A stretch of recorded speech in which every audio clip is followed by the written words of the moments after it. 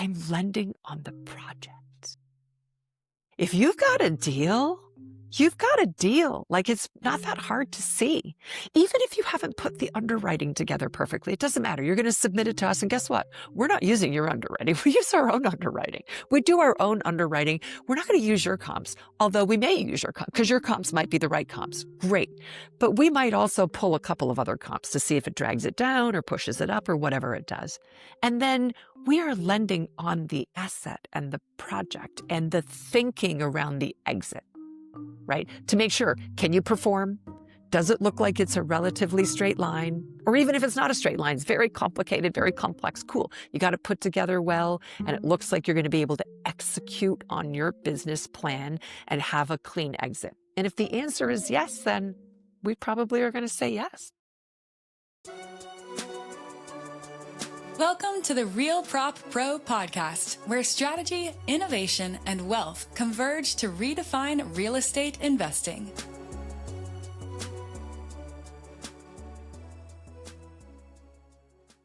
Hello, and welcome back to the RealPropPro podcast. I'm your host, Ian Dietler. I've been investing in real estate here in Sacramento, California through fix and flips and wholesaling, and I also spend a lot of time networking at REI events, real estate investor events, both locally and across the United States. I know how tough it can be to get started and stay consistent, which is exactly why we started this show. At RealPropPro, we train and coach investors at every level. Our software focuses on tax deed and tax lien investing, but the majority of our students, we teach fix and flips, wholesaling, lease options, sub-2, seller financing, wraps, and so much more. Our goal is to help you create the freedom and build a legacy through real estate. You can learn more at RealPropPro.com. Today's guest is a powerhouse in the world of real estate investing. Rhea Campbell is an investor, creative deal maker, and capital raiser who has an impressive portfolio spanning boutique hotels, mobile homes, and even large multifamilies. She is known for raising millions in private capital, structuring win-win deals, and teaching others how to scale without being trapped by their own business. Rhea, thank you for joining us. Welcome to the show. It's amazing to be here, but God, I hope I live up to like that intro. Man, that was like amazing. Thank you. Yeah, we're so happy to have you on. I look forward to the conversation and you helping our listeners, kind of learn more about how to get into this real estate game, maybe how to get into like multifamily or some other assets that a lot of people may not think that they can get into. So hopefully we can get into some of that on the show and dive deep into, how you got started and all that stuff. Yeah, I'd love to. Where do you want me to start? Awesome. Well, on the show, we like to talk about where people begun their journey. So where were you born and where did you grow up? I'm a Canadian girl. So I'm a Canadian. I'm a transplant now, and I live in Chicago. I've been here for 25 years. So I still say A every once in a while. So you will hear Toyota Celica. It's not a Celica, it's a Celica. This is what Canadians say. So I grew up just outside of Toronto in a town called Newmarket. I was born in Quebec. So I was born in English-speaking Quebec. So I'm not a French Canadian. And I grew up in a household where mom stayed home and my father was the CEO of a drug company in Canada that's very different than the U.S. In the U.S., I would be a trust fund baby. In Canada, it's just a good living.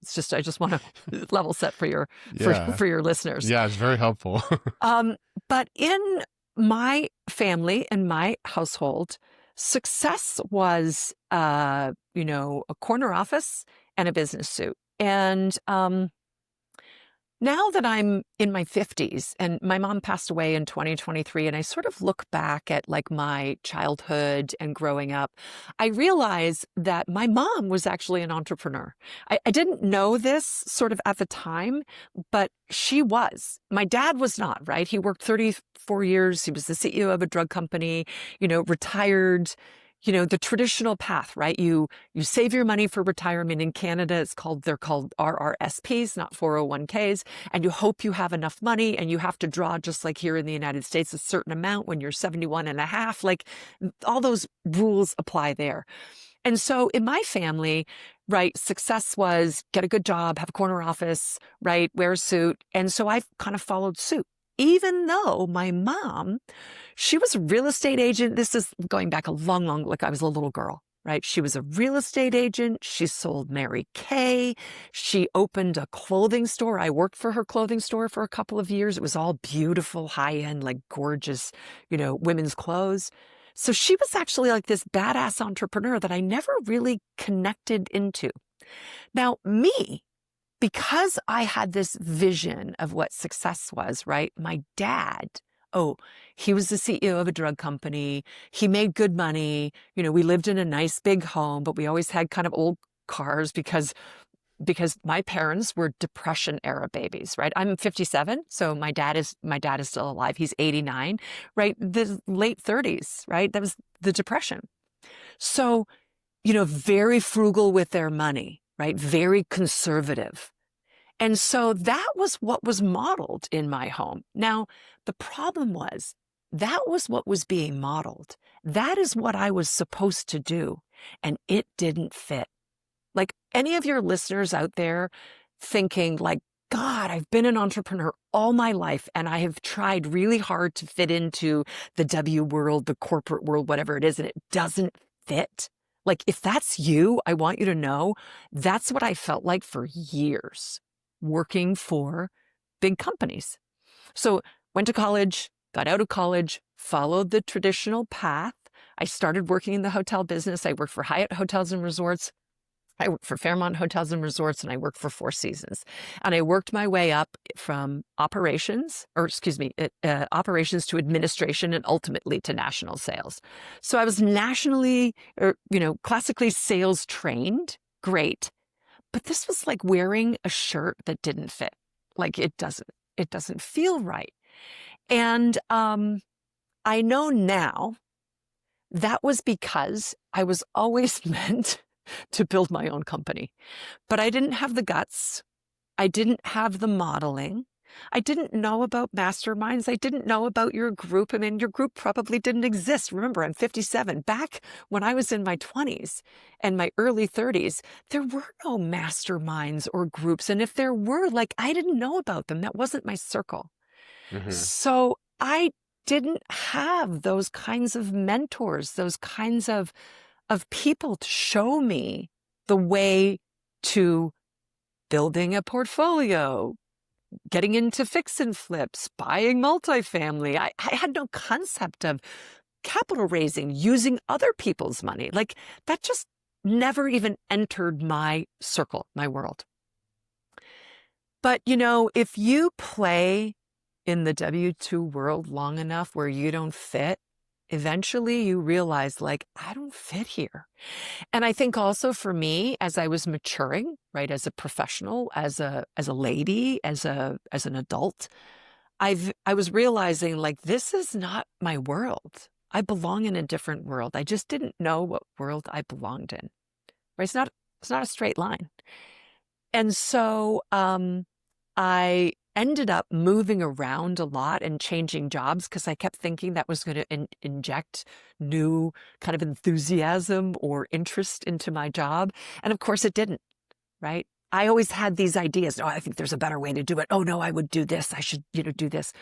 I also realized that I have a huge amount of energy that needs to be moved in the right direction. And a regular W-2 job doesn't allow me to expend that creative energy or to even exercise those muscles. And so I constantly felt dissatisfied. And as a result of that, I'll just tell you something personal. I drank. I got sober 24 years ago, so I don't drink anymore. But I did that because I was self-medicating because I was bored out of my mind. So I had to do some internal work. Right? I had to do some soul searching. I had to fix my mess that I had created. And once I fixed my mess, I also then had the courage to say, no, this is not the life for me. I now know there's another life for me. So that's kind of the fork in the road. I stood at the fork in the road. I got sober first, and then I was like, okay, now it's time for me to do what I'm put here on this earth to do, which is not to work for other people. Right? Just wasn't.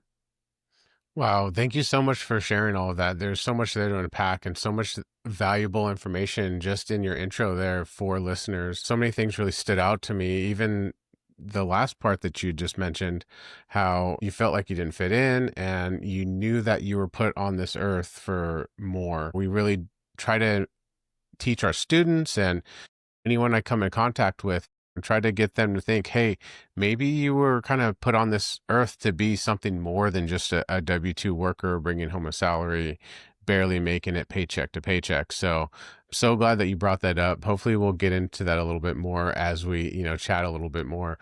But going back to entrepreneurship in real estate, would you say you kind of got more into real estate first or more into like entrepreneurship and building businesses? What would you say what kind of sparked it? What started your real estate and entrepreneur journey? All right. So what I just told you takes me all the way up to the age of kind of 31. And Okay. then I kind of bumped around for a couple of years, figuring out like, okay, I don't want to be in the hotel business anymore. Now, years ago, when I worked at the Four Seasons, I used to close my office door and I would trade stocks on the penny stocks on the Vancouver Stock Exchange through my broker. So I always had this idea, like, I really want to trade. I want to be on the trading floor and trade futures. But again, I didn't have the guts nor the the the kind of the ability, or I didn't think I had the ability to do that. And I met my husband, who was my fiance at the time, and he said to me, Rhea, what do you really want to do? And I said, you want to know what I really want to do? I'm going to go trade futures on the floor of the Mercantile Exchange. Right? Like, who says that? Right? Yeah. Like a woman who wants to go into the screaming, sweaty pits. Yeah, that's what I wanted to do. And so that's what I did. I went and I traded futures for 2 years. I Wow. was a couple years too late because the trade had already started to migrate over to Globex, which was our online trading platform. So it was amazing for like the first year and a half, and then it was abysmal, and all we did was lose money. That was, though, my first foray at full entrepreneurial, right? Like you're, screaming 9.5 bid, your own money. You're like, you have to make it happen every day. It was a really good fit, though, because remember, I told you I have a lot of energy that needs to be moved in the right direction. Right. And I grew up with brothers. So there's nothing that anyone is going to say that is going to be sensitive to my ears. Let's put it that way. It's like a big, huge locker room, and it was very fun with lots of integrity and wonderful experiences. But at the same time, I was dating my husband. His father was in commercial real estate. He had been in real estate for many, many years. And he said, you would be great in commercial real estate. And I said, I'm not interested in real estate. What I knew of real estate was like, I want pink walls or blue walls. I was like, oh, good heavens, like, I'm so not interested in that. And he said, take a look at one of my commercial deals. It was a consulting deal he had done. It was like this book, and it was super cool, and it was really creative. And I thought, this is something.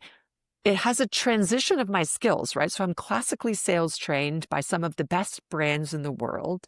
I can wear a suit. I can speak in front of CEOs and CFOs, but I can also swear like a truck driver with the guys in the pit, right? So I got a wide range, right? Which really means that I can talk to anyone and I can fit in anywhere, right?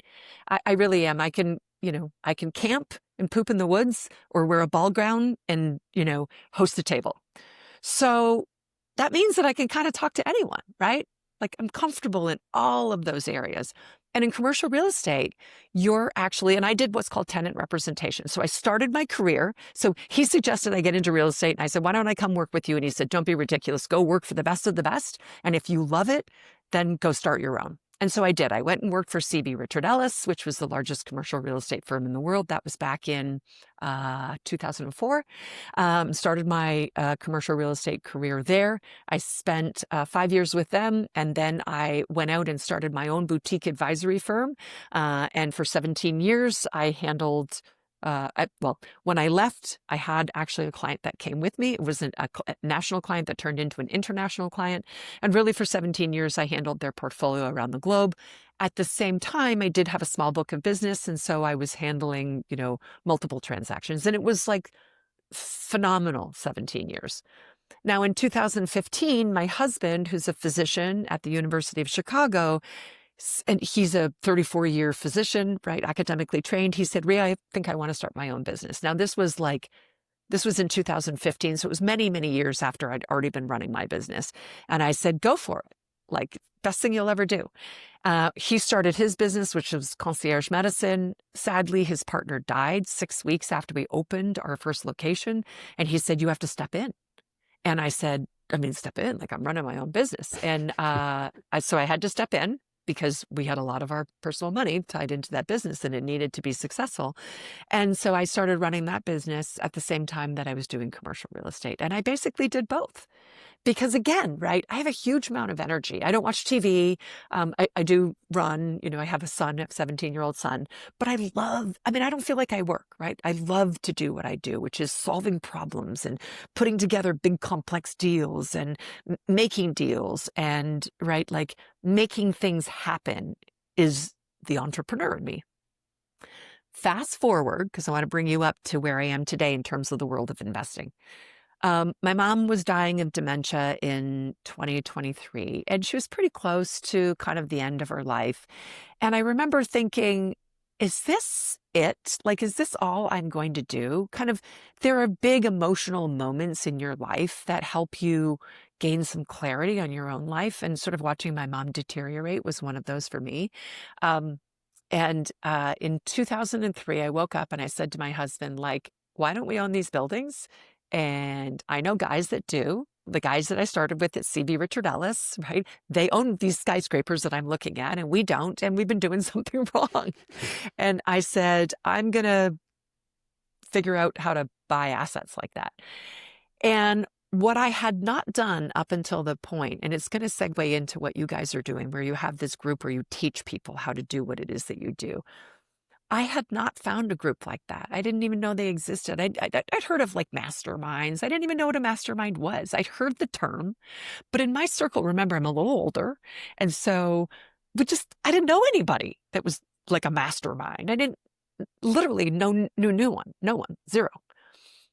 Somehow, I don't know how, I found Pace Morby. Somehow I watched a YouTube video. I want to tell you, I thought it looked very spammy. But then I started to look stuff up and I was like, what is subject to? And I was like, oh yeah, that's the thing. It's real. IRS has it written in its code. I'm like, oh, okay. Seller finance, I know all about that. Wraps, what's a wrap? Oh, what an interesting concept. I can wrap a mortgage around it. Well, fix and flip. Yeah, I know about fix and flips, but like, how do you get the money for that? Like, what, we use my own money? Right. And then I realized, oh my God, then there's this thing called private money. Like, it all started coming together. And I was like, wow, okay, I'm going to just join this group and I'm going to drink through the fire hose. I'm going to learn everything. I'm an action taker, right? So it's not like I don't usually go into something and like only do a thimbleful and then not do the work. Like, that's just not me. Plus, part of me was like, all right, I'm going to do everything that they tell me to do. And then if it doesn't work, I'm going to be like, see, I proved you wrong. And I did everything that they said to do. And it was right. And very quickly I realized, wow, I bought some single family homes subject to seller finance, not of my own money. I used private money lenders. I was like, wow, my husband, funny story for you. My husband's like, oh my God, you're going to ask other people for money? Like, we have money, Rhea. And I was like, I know, but like, I'm supposed to like do it with OPM. And I have to get comfortable giving other people an opportunity to be a part of a project that I am running, right? It's how you frame it. It's securitized against the asset. It's safely underwritten, right? I learned all of this in the groups, right? From people like you and from others who are teaching people how to do this. I did fix and flips. I did all sorts of things. I did a little bit of everything. And then I very quickly realized, like, I'm a high-level commercial broker. Why am I not buying commercial assets? Actually, Pace said to me, like, Rhea, like, what are you doing? Like, you should be raising money and you should be doing, I was like, oh yeah, right. And so I was like, all right, I'm going to just do it. And so you mentioned it in the intro. I own a hotel, bought a hotel creatively, right? Not of my own money. Capital raised, did it through a syndicate, a 506C, accredited investors only. So we brought in a securities attorney, wrote a PPM. You don't have to do that. You can do it through I have private just individual private money lenders. I'm a lender myself. I've lent out like $2.9 million of my own money. I've raised money through fractional, which is like investment clubs, and I help other people. I teach them how to do, how to lend their money. I own a mobile home park. We did that through a very complex structure because it was supposed to be subject to, but he went and talked to the bank. The bank was like, hell no. And I'm about to, don't say anything, buy another hotel. I will have probably bought it by the time this comes out. And constantly underwriting, and I don't own any multifamily yet, you guys, although you said multifamily. I'm actively looking for my first multifamily. So that's to give you a sense of, I didn't even know this stuff existed. So for any of the listeners, this is really important. For any of you listeners out there who are like, is this legit? Like, is this real? Yeah, I said the same thing. I was like, really? Like, this sounds too good to be true. Like, you buy assets with other people's money. Like, that's what Grant Cardone does. That's what Pace Morby does. That's what you're doing. That's what I'm doing. Yes, it's legit. Yes, it's real. Yes, you can do it. There's all sorts of different people in the ecosystem. My recommendation, though, to anyone who is listening is find your tribe, get your education, right? Get educated, listen to what your coaches, mentors, whatever are telling you, and then implement it. Take the action. Don't just sit there and listen. You have to actually take the action and just keep doing it. Be relentless. Don't give up, right? That's kind of, and I've been doing, building my own portfolio and doing this now for 2.5 years. And I'm telling you, the whole thing has changed for me.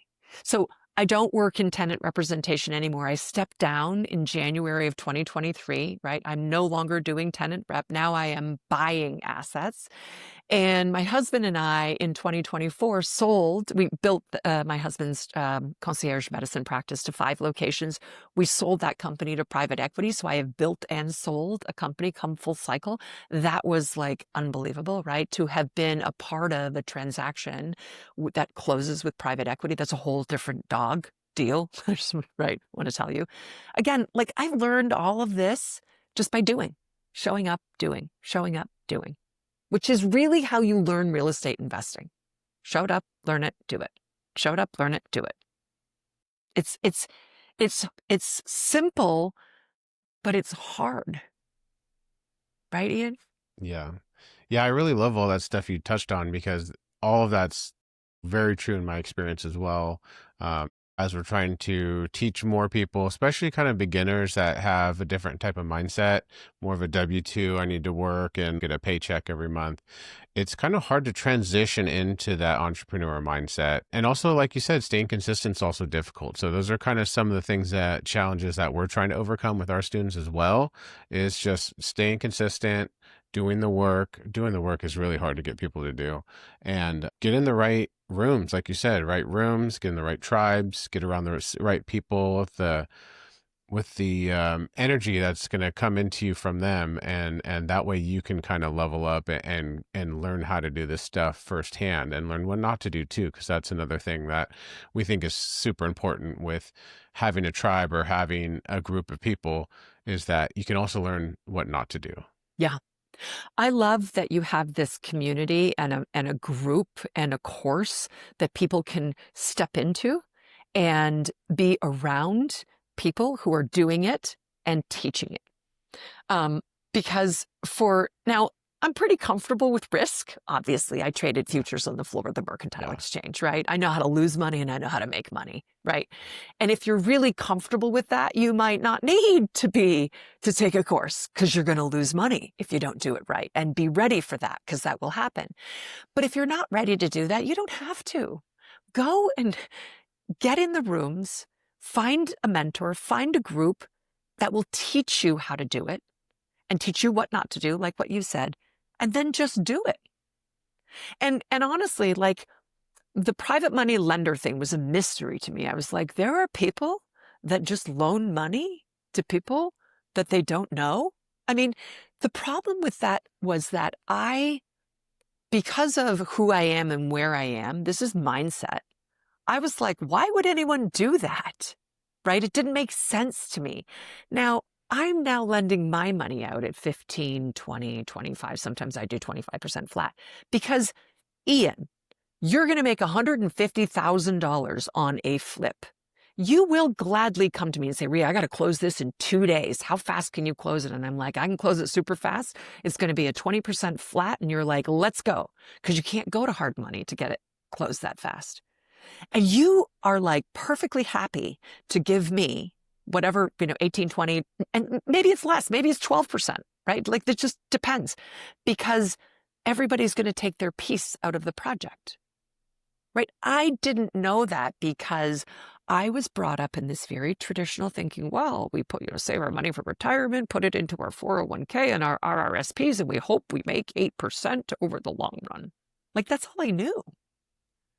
Right? I mean, I have some high net worth friends that are in hedge funds, but it's like, well, they're writing million dollar checks. I was like, well, before I sold my company, I don't have $1 million. I was like, oh, I guess I can't get into the hedge fund. So I could get into stocks and other things like other normal people, but that stuff wasn't available. Do you want to know what I do now? When I tell my friends, I'm like, you guys, if you aren't lending on real estate deals, you're totally missing out. And I tell them, oh yeah, the last loan that I did was 18%. They're like, 18%? They think I'm crazy. But like, I can't change their mindset because they're stuck in the traditional mindset, which is where I was, right?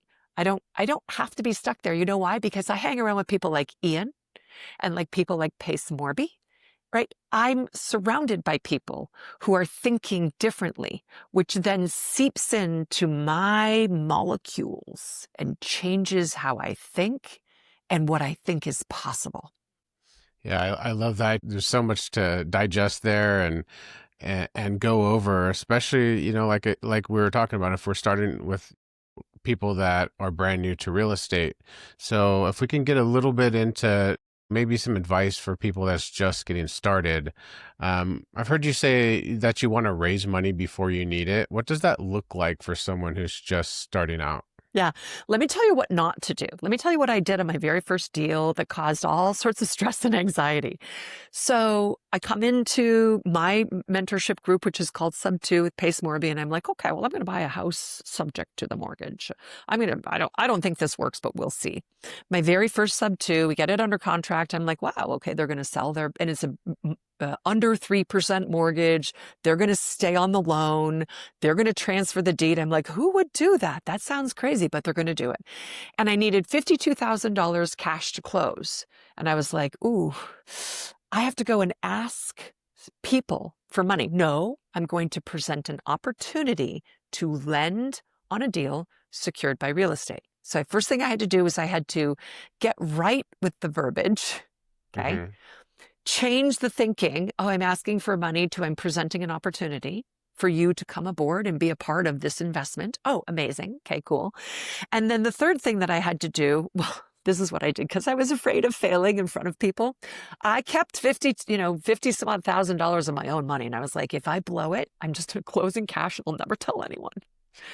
And then I realized, well, I haven't told anyone what I do or that I'm doing this. And I don't know if like anyone will lend to me, but I will never get a loan if I do not ask and present the opportunity. So I did present the opportunity to a couple of friends, and I had a a college friend who said, that sounds amazing. Yes. And he became my lender on my first deal from like, we were together in college like 30 years ago. So like, if you think about it, like that's crazy. That's amazing. He's a high income earner in a he's not a W-2 job. He's an entrepreneur himself, but he's a high income entrepreneur. And he's like, I know you, Rhea. I trust you. This sounds great. I get it. Let's go. And I was like, wow. And it was 2 days before I was closing that he finally said yes. Then I realized, oh, I've done this all wrong. I need to make sure that I have all of these opportunities warmed up before I get to closing. That's when I started talking about capital raising, deals I'm doing, deals I'm looking at. I share, here's what underwriting looks like. I also then started lending my own money. well, I can't really borrow people's money if I'm not lending my own. I mean, I have my own money. Why don't you just use your own money? Well, I'm going to lend my money out and I'm going to understand the entire process, which I started doing. And then I built an entire business out of lending because I was like, this is like amazing. This is like crazy. I'm going to like, that's going to just happen all day, every week. And then I'm going to do these other deals. And I just built like all of these multiple businesses. And so I have 120 private money lenders, people that have said, I feel like I know you because I share a lot about my land deals, the deals that I'm working on. I tell them the good, the bad, and the ugly. I don't tell them just the good, right? I try to let people inside my head so they can see what kind of operator I am. They can see how transparent I am because that builds credibility and trust.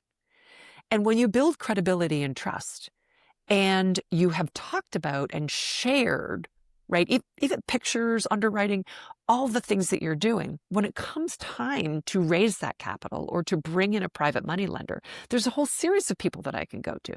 Hey, Andrea, are you interested in taking a look at this deal? Yeah, that sounds interesting, Rhea. Please send it over, right? I have an entire conveyor belt of people that want to be part of a deal. They are investors like me, but they're investors by lending, right? I call them investors. They're my investors. They're actually lenders, but you can call them, I'm an investor. I lend, I borrow, I do everything kind of, in the ecosystem. They are also investors, but they're just investing in my deal. So back to your question about raising money before you need it. Yes, you absolutely should, because what's going to happen is you get something under contract in your program, right? Get a fantastic fix and flip. This is amazing. And now you need $275,000 to close it and $75,000 in rehab.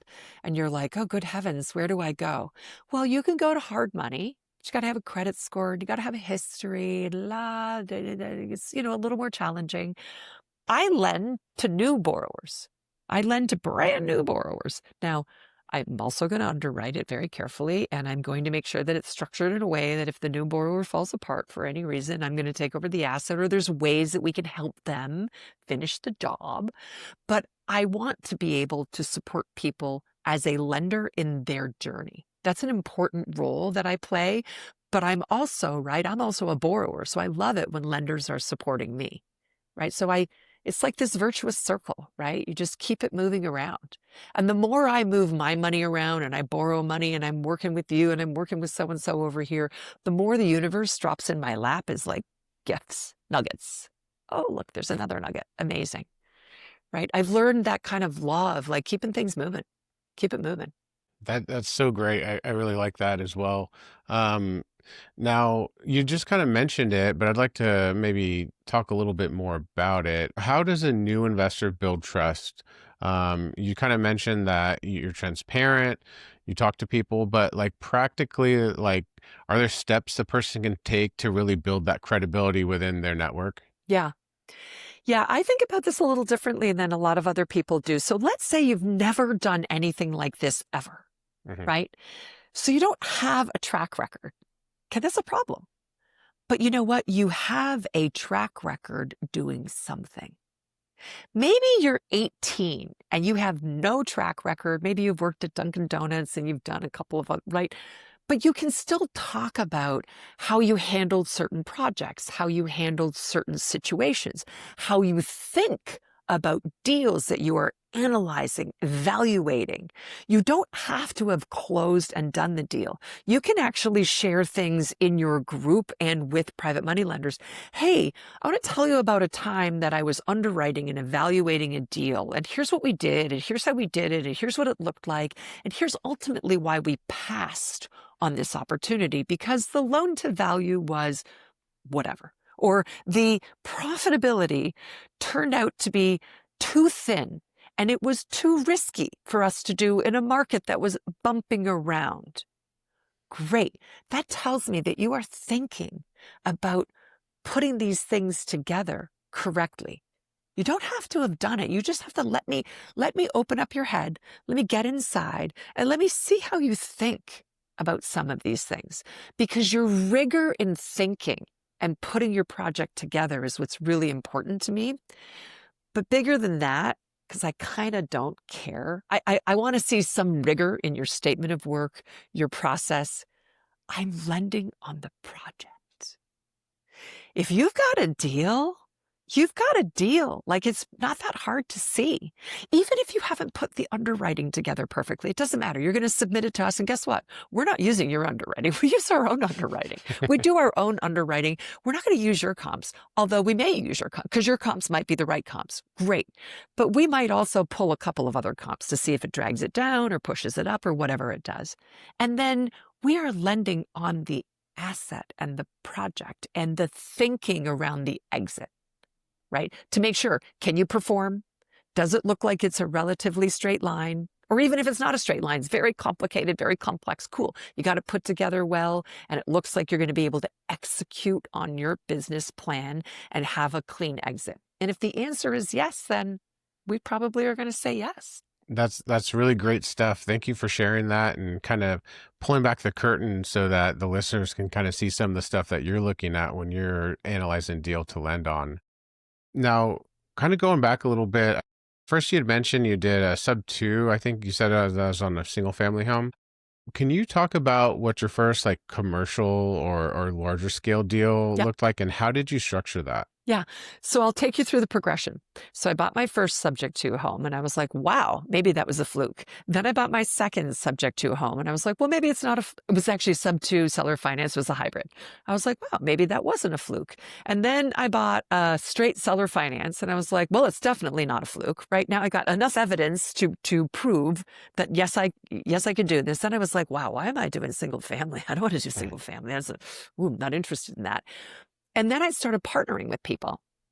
And I bought a duplex and then a condo. So I have 7 single family, sub 2 seller finance, whatever's, right? Short-term rentals, long-term rentals. All super low interest rates, right? Like 2 of them are under 3% interest rates. It's just like phenomenal. Like I just keep them for the rest of my life and they'll be paid off soon. And then I was like, wait a minute, why am I doing these, right? Like, again, I'm a little bit older. I did sell a company. So I might be looking at like, my projects need to make a little more money, right? Like, it's okay for me to swing for the fences a little bit more. Like, if you're 21, like, making 50,000 is amazing. Like, you're 57. Like, I need to make, my minimum profit needs to be a little bit more than that, right? Not always, but like the kind of deals that I want to do are a little bit different. So then I was like, okay, well, I want to look at commercial deals. Then we bought a hotel on seller finance. We syndicated the capital raise. So we did a 506C, accredited investors only. We capital raised $2.3 million. We stripped it to the studs, right? Raised the capital, stripped it to the studs, and relaunched it. Now that's actually like a private equity and a real estate deal because it's a hotel. It's a business, right? You're actually in the business of serving guests. It's actually at the base of a ski hill in Vermont. So it's like awesome. It's beautiful. We're still in stabilization. We bought that in May of 2024. Then I bought a mobile home park, a 36 pad mobile home park that was going to be sub 2. Instead of syndicating the capital raise, we brought in some partners. They're in the LLC. They are a part of the LLC and they're not passive, right? They are operating partners. They brought capital. That's what they brought to the table. And we structured that as a triple net lease option with an irrevocable right to purchase because the sub 2 fell apart when the seller talked to the bank. We wanted economic control, and there is the IRS allows you to, technically we wanted economic control for the depreciation benefits. And a triple net lease option with an irrevocable right to purchase is just like a purchase. You don't have to have transferred the deed in order to cost seg it. Now, I'm a real estate professional, so I get significant tax benefits from cost segged accelerated depreciation. And then, so that's the mobile home park and the hotel. I'm about to become part of another hotel, very beautiful boutique-y hotel, already purchased by a couple of other investors who have said, hey, you have experience in this space. We'd like you to come in as a partner and provide some expertise. They're repositioning it, right? So that's coming.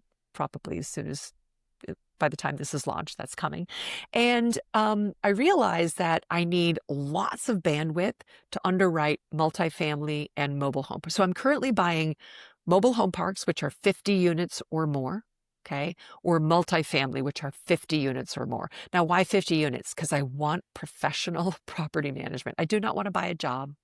I have a lot of jobs. I don't need more jobs, right? I'm also a lender, and I raised that $2.4 million, right? 1.4 in my Mile High Money Club from Fractional and 1.1 in my Copilot Club. And so I help those lenders deploy that money. But I also then run a land business. So I have 9 people that work in my land business. We buy and sell land all over the United States. Sometimes we subdivide it. Sometimes we do minor improvements. That provides today money. That's just right money coming in, going out, etc. So does the lending. So I think about all these different things that I do. There's today money.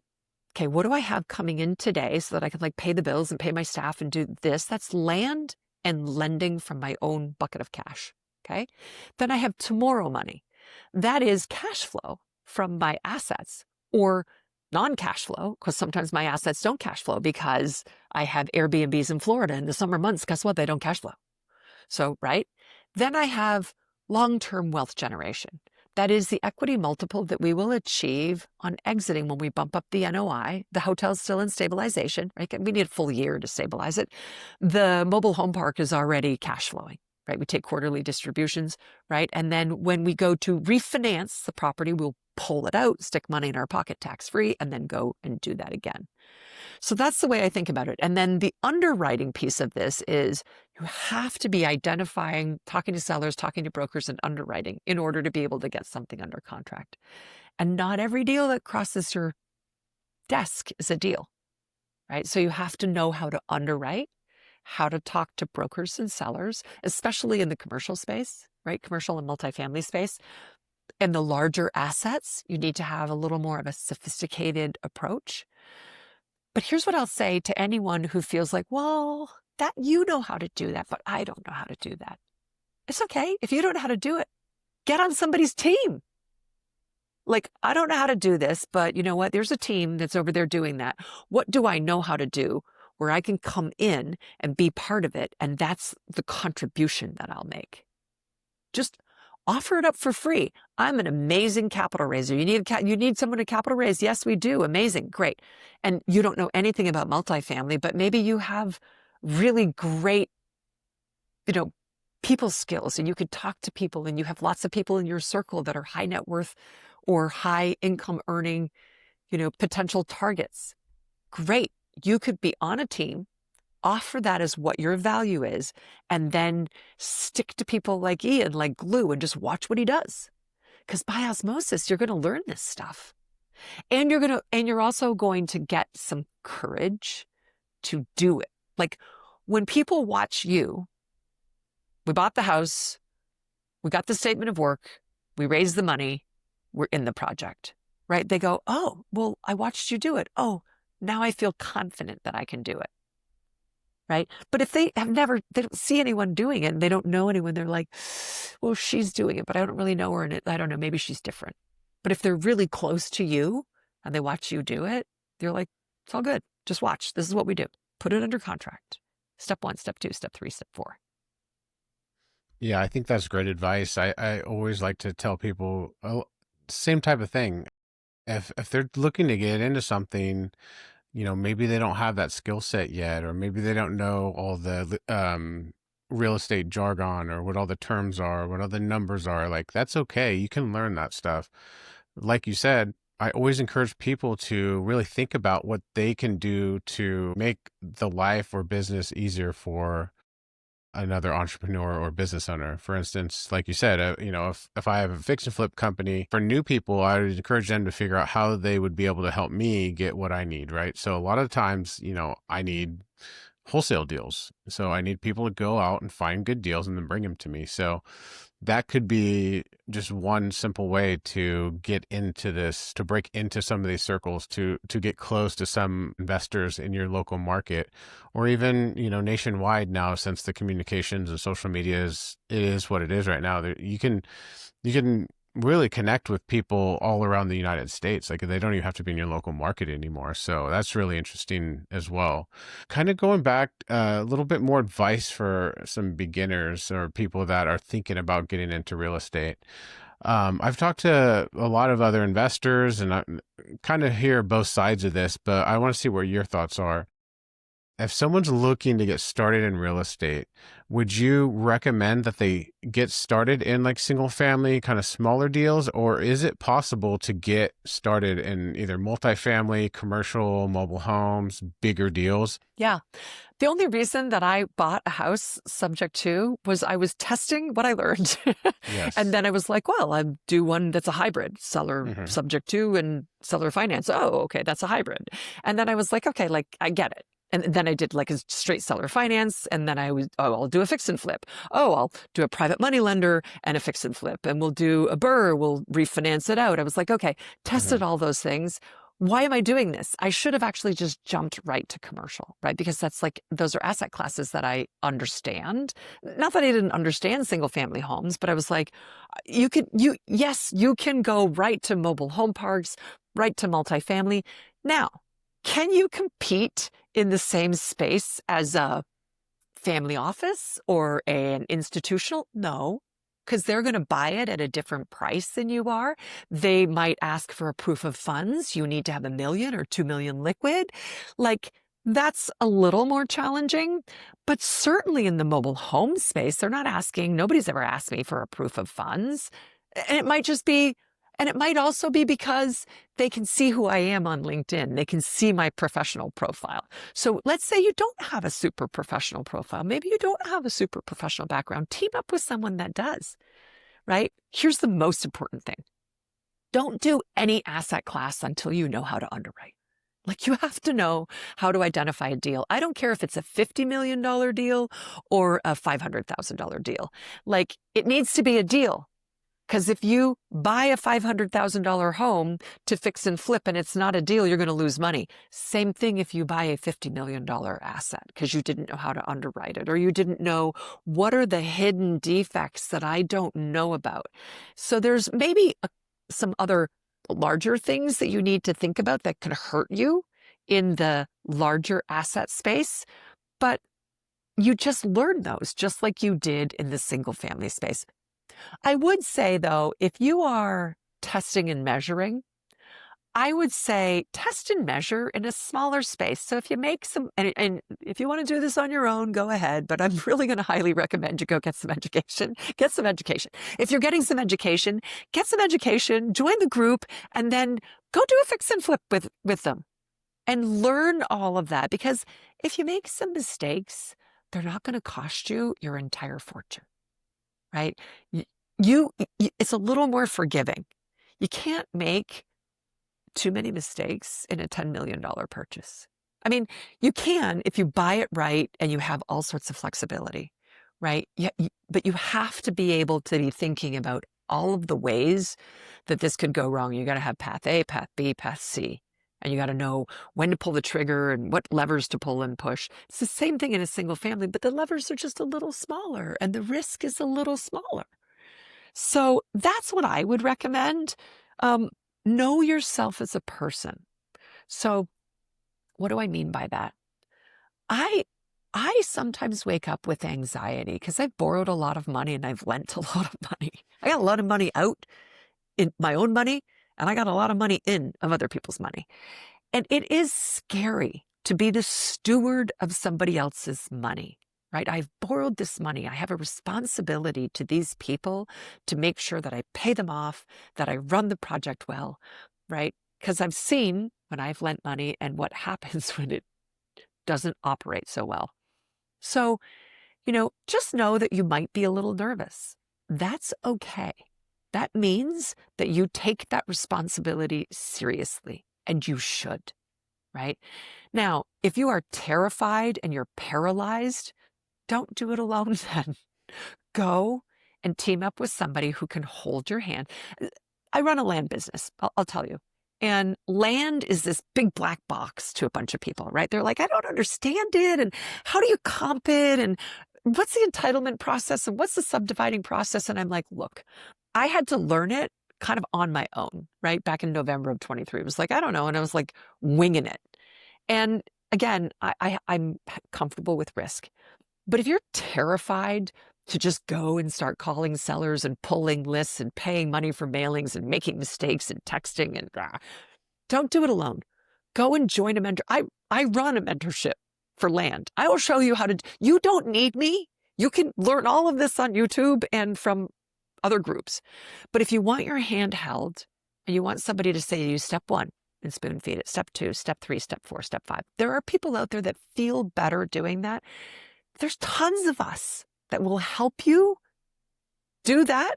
Join their group, right? Your group. But you can, I'm telling you, anyone who's listening, you can learn all of this elsewhere. You just have to know what kind of person you are. And if you're going to be terrified of making a mistake and, freak out, don't do it alone. I've done some things alone that I'm like, good heavens, why did I do that alone? I should have done that with somebody else because I was terrified. What if I make a mistake? And, it had cost me some sleepless nights. It all worked out fine.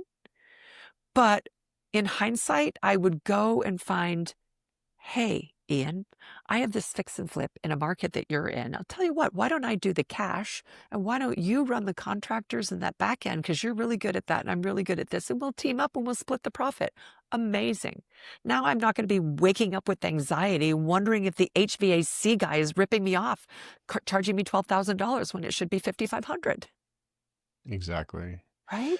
Yeah, I really like that stuff you're talking about there. And, me and the founder of RPP, we kind of talk about this regularly. We talk about the fact that, yes, education can be expensive when you first look at it, right? Like if the prices vary, through different training programs and mentorships and masterminds, they all vary, right? But let's just take a number, for example, let's say $10,000. And so to the normal person, that's like, wow, that's a lot of money. Like I only make, 36,000 or 50,000 a year, 10,000 is a lot of money.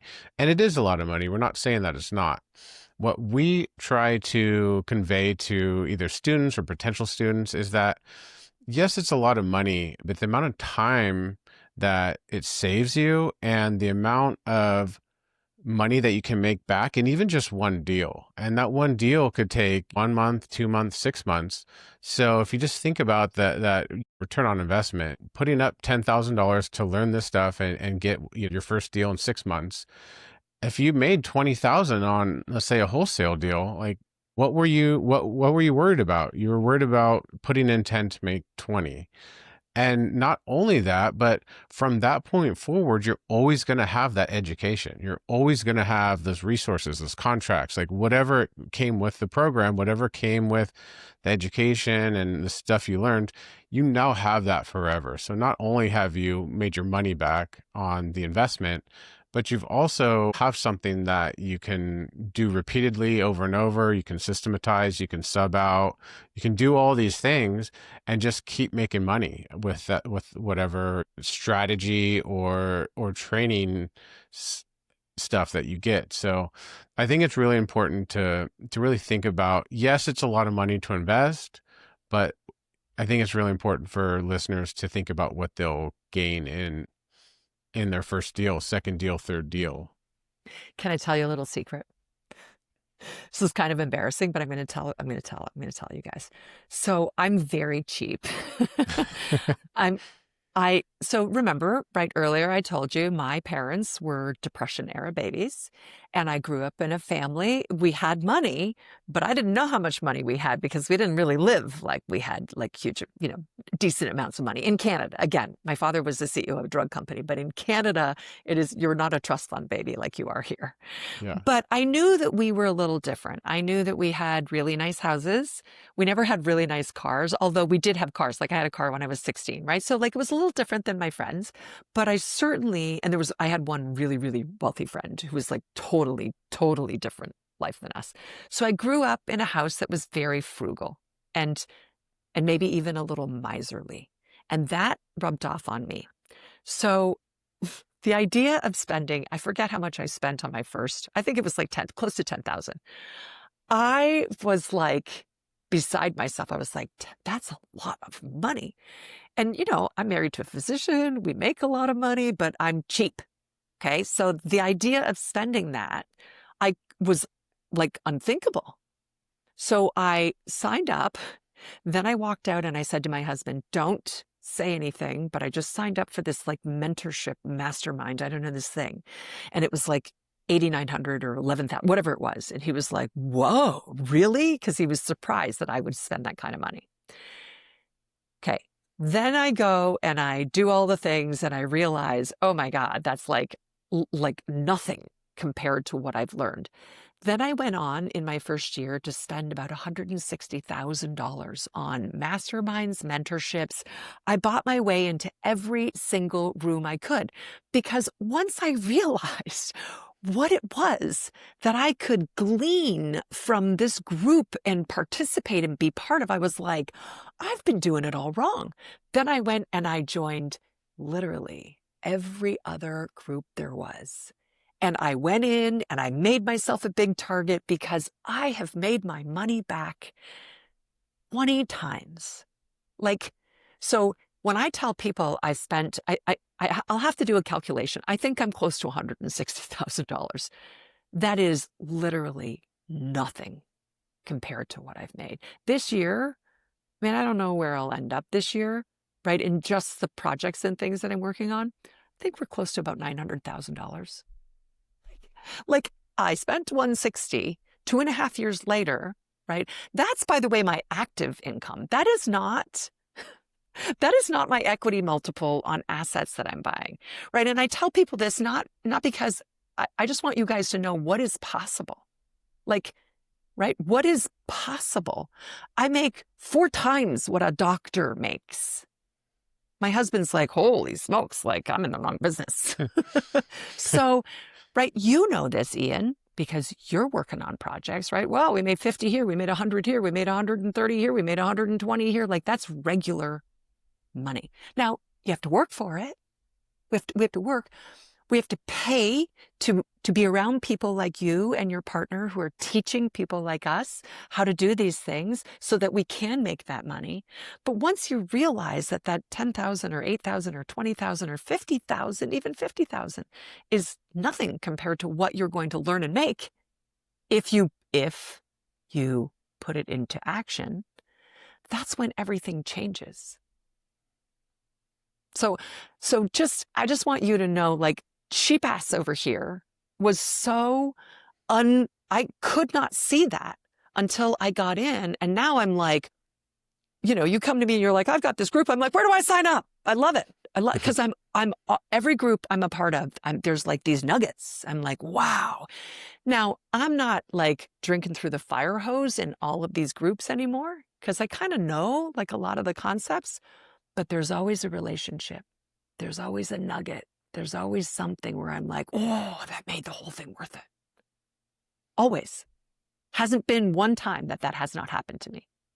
Wonderful. Thank you for sharing that experience with us. That's really cool to hear your journey and how these have really affected your life and changed your life for the better, and how it's been able to allow you to create these amazing businesses and lending companies and stuff like that. So really appreciate the chat with you today. Each week we do a free book giveaway. And for our listeners, all they have to do is like the episode and comment which book they would like. And 5 days after the air date, we'll choose one lucky winner and have a book shipped straight to their house. So some of the options we have here are The Go-Giver, The Multifamily Millionaire, Rich Dad, Poor Dad. 10X Rule, I see. You've got the Myth Mastery. Yeah, E-Myth. That E-Myth. one's great. Yes. I love the E-Myth. Yes. So, Rhea, were there any books on here that you like or you recommend to your students? The E-Myth, you guys, was a game changer. Now, I am a systems girl. I use AI every single day in my life. I have systems for everything that I do more than once, which is almost everything. So I really appreciated, and I read the E-Myth long ago, I think maybe even when it first came out. And then the E-Myth Revisited is another one, and read it again.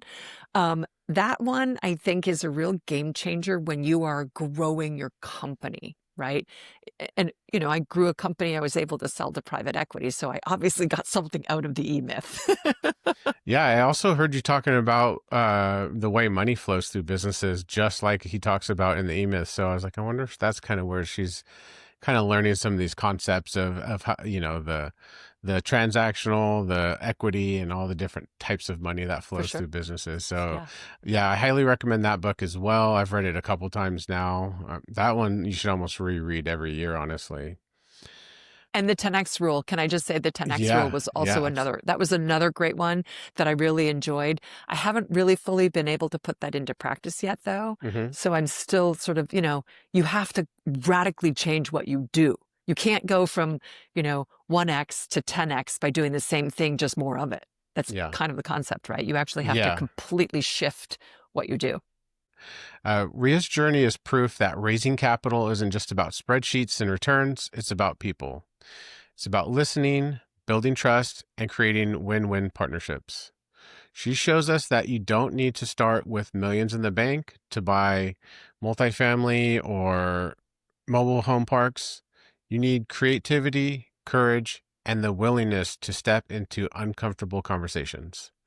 If you focus on relationships first, the money will follow and deals will get bigger than you've ever imagined. Rhea, thank you for joining us on the podcast today. What a pleasure it was. Thank you so much. You asked great questions, and I hope you guys all got a lot out of this. Go take action. Yes. Thank you. And that does it for us. We'll catch you on the next one.